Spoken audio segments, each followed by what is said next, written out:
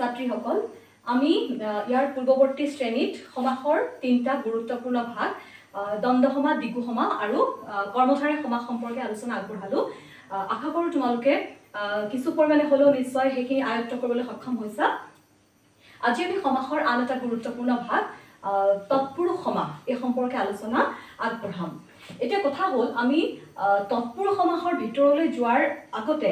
আমি কিছু ধাৰণা শব্দ বিভক্তিৰ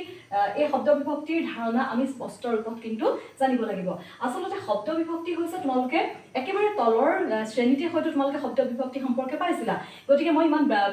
বিশদভাৱে তোমালোকক শব্দ বিভক্তিৰ পাঠ এইটো শ্ৰেণী নিদিওঁ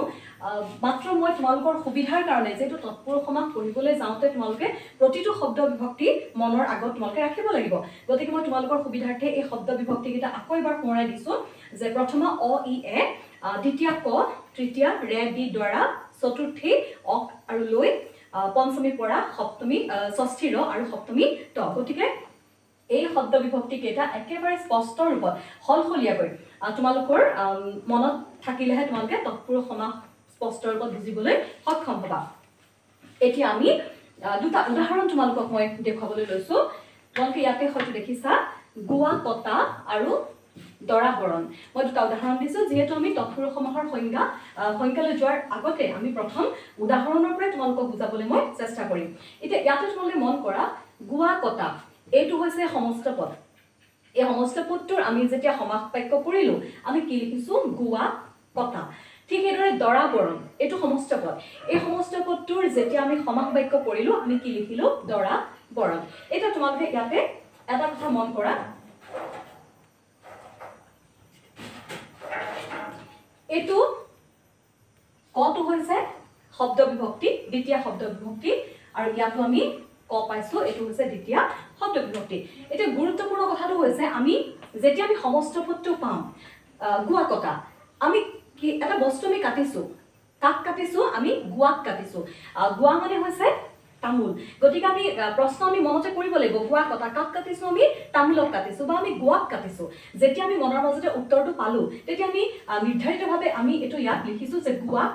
কটা গুৱাক কটা অৰ্থাৎ ইয়াতে শব্দ বিভক্তি দ্বিতীয় শব্দ বিভক্তি যোগ হৈছে ঠিক এদৰে দৰা বৰণ শব্দটো যেতিয়া আমি দেখিলো আমি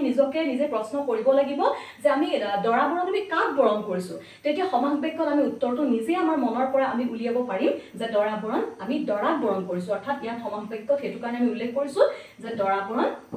বৰণ এতিয়া চোৱা ইয়াতো এটা বিভক্তি যোগ হৈছে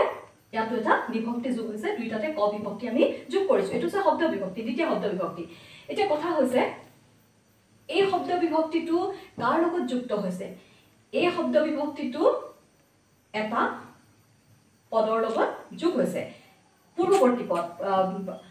বিভক্তিটোৰ পূৰ্বৱৰ্তী পদৰ লগত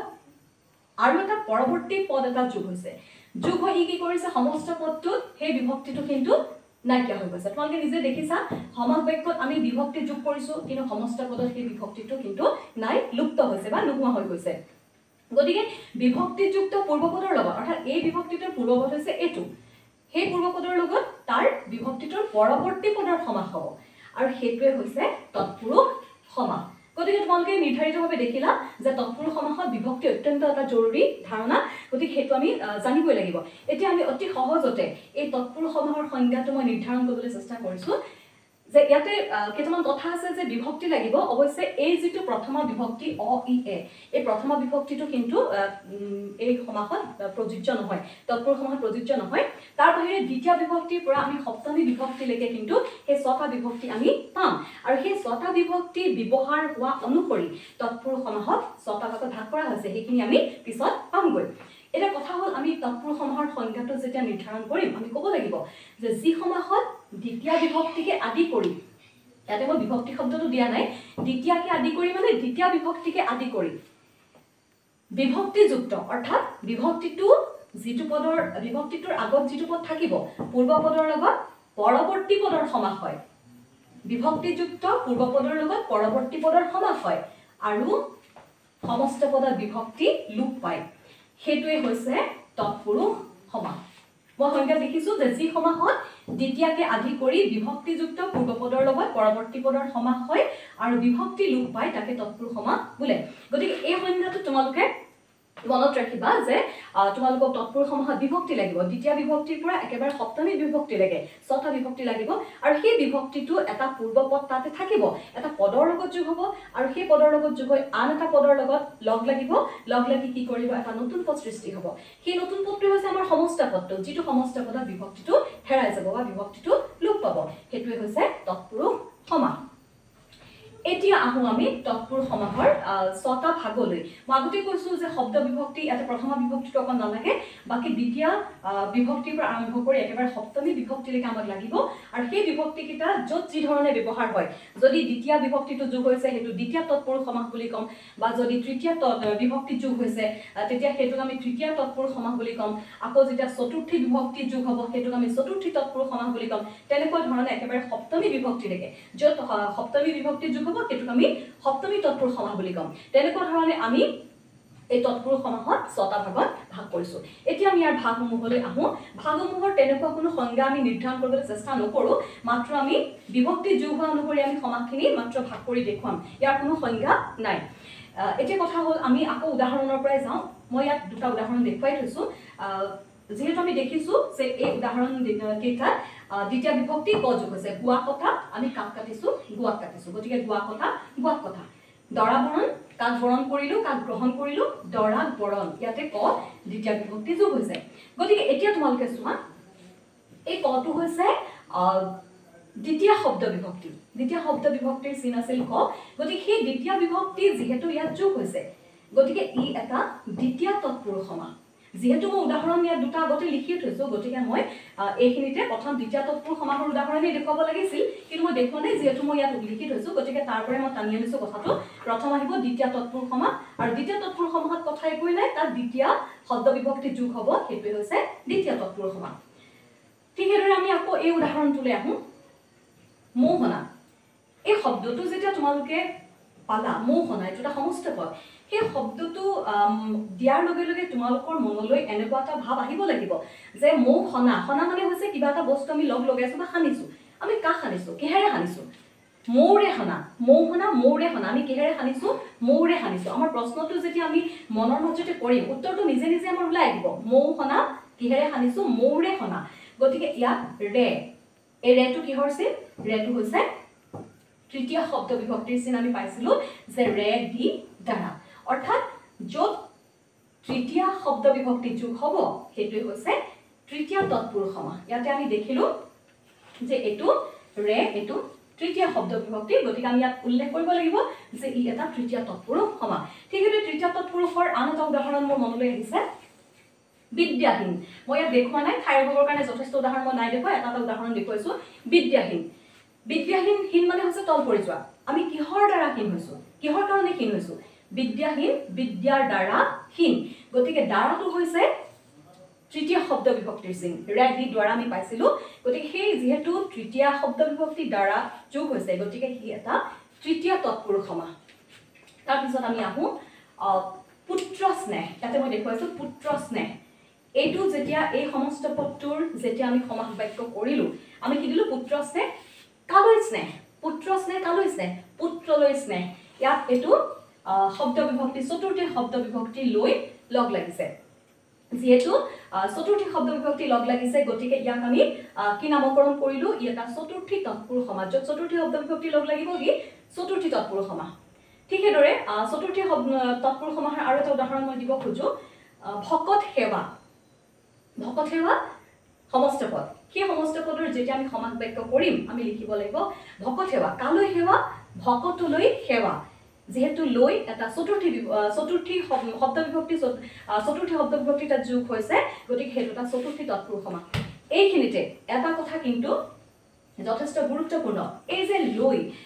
পুত্ৰ স্নেহ পুত্ৰলৈ স্নেহ আকৌ কৈছো মই ভকত সেৱা ভকতলৈ সেৱা এইখিনিতে কিন্তু আমাৰ ছাত্ৰ ছাত্ৰী হওক বা কিছু সংখ্যক কেতিয়াবা বিতৰ্কৰ সৃষ্টি হয় যে ইয়াত আমি পুত্ৰক স্নেহ কিয় নিদিলো পুত্ৰ স্নেহ পুত্ৰক স্নেহ বা ভকত সেৱা ভকতক সেৱা আমি সেই ক দ্বিতীয় বিভক্তি ইয়াতে কিয় যোগ দিব নোৱাৰিলো সেইটো এটা যথেষ্ট সেইটো এটা কন্ট্ৰভাৰ্সি বা বিতৰ্কৰ সৃষ্টি হয় কিন্তু মই আজি এটা কথা স্পষ্টকৈ ক'ব বিচাৰোঁ যে এই চতুৰ্থী শব্দ বিভক্তিৰ লগত ইয়াতে আকৌ আমি কাৰকৰ ধাৰণাটো টানি আনিব লাগিব যিহেতু আচলতে আমাৰ ব্যাকৰণবিলাক যদিও বেলেগ বেলেগ ধৰণে আমি আগবঢ়াওঁ কিন্তু আচলতে ব্যাকৰণৰ গোটেই দিশবিলাক ইটোৰ লগত সিটো অংগাংগীভাৱে জড়িত হৈ আছে এতিয়া এই শব্দ বিভক্তিৰ লগত কাৰক জড়িত হৈ আছে তাৰ এটা কাৰক যিটো সম্প্ৰদান কাৰক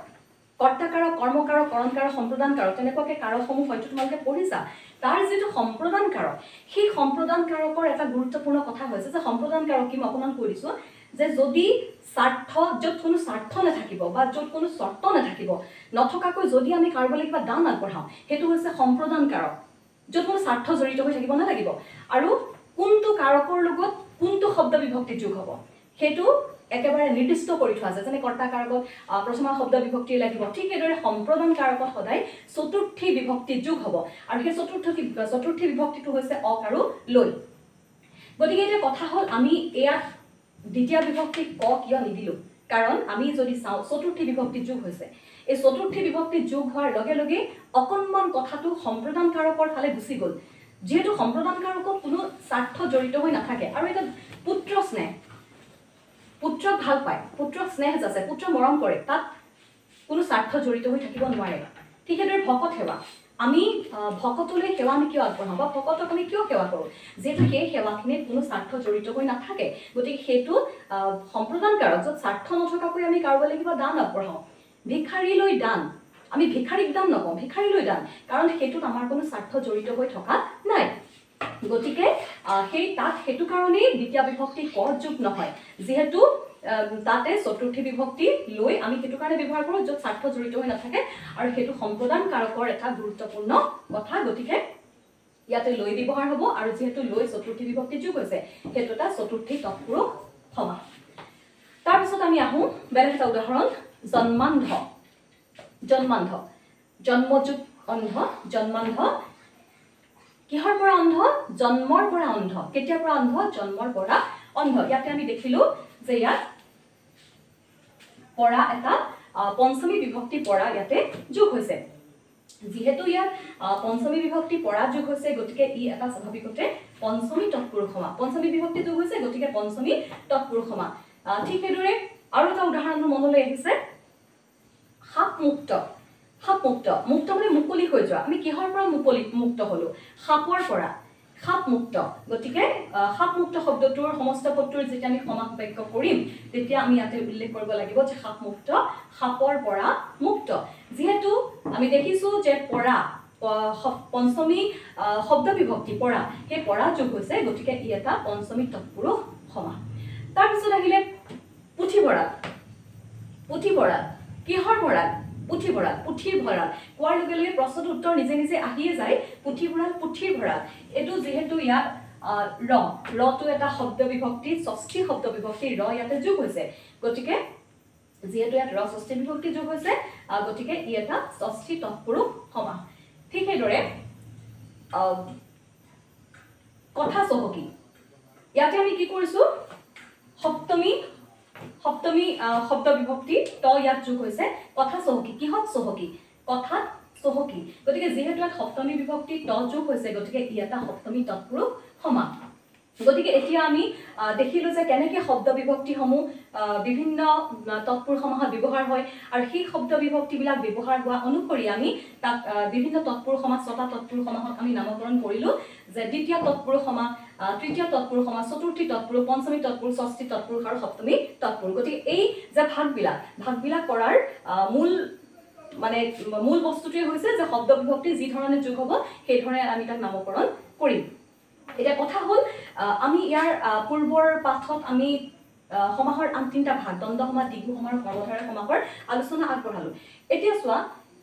এই যেতিয়া সমস্ত পদটো তোমালোকে পাবা আমি প্ৰত্যেকটো সমাসত আমি ক'লোঁ যে একো এটা নিৰ্দিষ্ট আমি স্পেচিফিক কিবা এটা আমি দেখা পাইছিলোঁ যে দ্বন্দ্ব সমাস দুটা বিশেষ্যসূচক শব্দ থাকিব দুটা শব্দ থাকিব দুইটা শব্দ অৰ্থই প্ৰধান সমাস বাক্যত আৰু ব্যৱহাৰ কৰিম সেইটো আছিল দ্বন্দ্ব সমাস ঠিক সেইদৰে দ্বিগু সমাসত আমি সংখ্যাবাচক শব্দ পালোঁ যদি সংখ্যা থাকে সেইটো দ্বিগুৱে হ'ব আৰু সমাস বাক্যত আমি কি কৰিলোঁ সংখ্যা লিখিলোঁ তাৰপিছত বিশেষ্য পদ লিখিলোঁ তাৰপিছত সমাহাৰ শব্দটো এটা গুৰুত্বপূৰ্ণ শব্দ আছিল সেইটো আমি লিখিলোঁ ঠিক সেইদৰে কৰ্মধাৰয় সমাসত স্পেচিফিকটো হৈছে স্পেচিফিকেশ্যন যিটো আছে সেইটো হৈছে যে বিশেষণ আৰু বিশেষ্য প্ৰথমতে বিশেষণ হ'ব তাৰপিছত বিশেষ্য হ'ব ঠিক সেইদৰে তৎপুৰুষ সমাস যেতিয়া তোমালোকে তৎপুৰুষ সমাস এই পদটো তোমালোকে পৰীক্ষাত যেতিয়া প্ৰথম সমস্ত পদটো পাবা তোমালোকে সেইটো তৎপুৰুষ সমাস বুলি গম নোপোৱা সেইটো সঁচা কথা কিন্তু যেতিয়া শব্দটো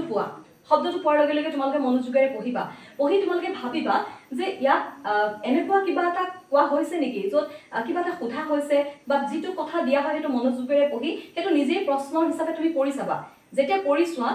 তেতিয়া তুমি দেখিবা যে সেইটোতো দ্বন্দ্ব সমাসো নহ'ল বা সংখ্যা ইয়াতে নাই দ্বিগু নহ'ল বা ইয়াত বিশেষণ বিশেষ্য তেনেকুৱা ধৰণৰ একো কথাও নাই গতিকে তেনেকুৱা ধৰণে তোমালোকে কথাটো নিজৰ মনৰ মাজতে জুকিয়াই এটা প্ৰশ্ন কৰি চাবা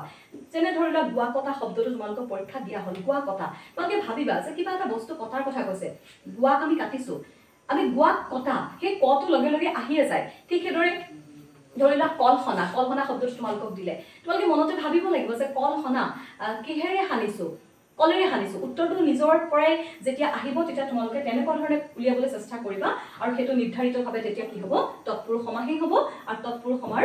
লিখাৰ ধৰণটো হৈছে এইটো তাত প্ৰতিটো শব্দ বিভক্তি দ্বিতীয় শব্দ বিভক্তিৰ পৰা সপ্তমীলৈকে যোগ হ'ব এতিয়া আমি অন্যটা প্ৰকাৰ সম্পৰ্কে যদিও আমি তৎপুৰুষ সমাস 6টা ভাগ বুলি কৈছো দ্বিতীয় তৎপুৰুষৰ পৰা আৰম্ভ কৰি সপ্তমীলৈকে